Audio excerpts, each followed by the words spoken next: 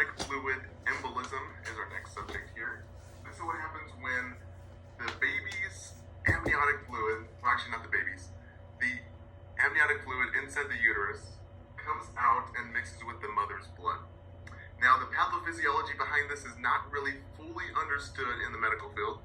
We think that it's a allergic reaction with the mom, but what happens is the mom and the baby have an 80% chance of mortality. Because once the mixing of the amniotic fluid goes into the mother, they think it's a allergic reaction. So we have chest pain, chest discomfort, we have a drop in blood pressure. So we're thinking that the vessels become dilated. We have respiratory distress. So this is a 911 emergency. We are calling the doctor, getting him to the bedside. And what we're going to be doing is preparing for life-saving maneuvers. So advanced life support here, ACLS. If you haven't taken your ACLS, then it would be a good time to renew it because most nurses, L&D nurses, need ACLS. So if you're going to be an L&D nurse, we're going to have you ready with CPR. We're going to do a blood transfusion to get all that amniotic fluid out of the body and mix it with blood. Now we're going to provide O2 and an IV line to support with our blood transfusion. We don't know, but your patient might even get an ET tube.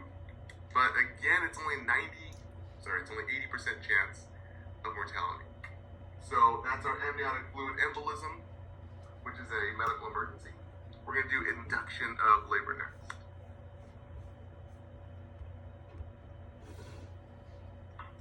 Prolapsed cord is our next topic here. Now I drew a horrible prolapsed cord here.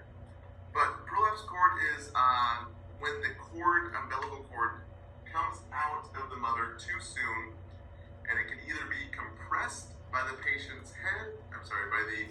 newborn baby's head, or it can just be hanging out. Now the umbilical cord, if you guys remember from your patho-phys days, is the oxygen supply for your little baby. It's like we have a little scuba diver down there, and his only thing to breathe is his little umbilical cord. So if this gets clamped or cut off, then the little baby's not going to have oxygen. So oxygen's the money of the body. If you don't have it, your body goes broke and you die. That's why this is an emergency. This is one of the biggest reasons we do emergency C-sections, the vertical C-sections. So it's an emergency. If the baby has a compressed cord, we're going to have fetal hypoxia, which will lead to your patient being brain damaged for the rest of their life. We're talking a matter of minutes and having your patient being brain dead for the rest of their life. Not a good thing. That's why it's an emergency. So it's going to cause CNS damage, aka brain damage, or death. Not one of the patient outcomes goals that we want. So we're going to do a vaginal exam. Obviously, your patient's going to be in labor at that point. So we're going to constantly be doing vaginal exams. But the biggest thing is very vigilant assessments. That's why we have to be on top of it. We have to know what our patient's doing.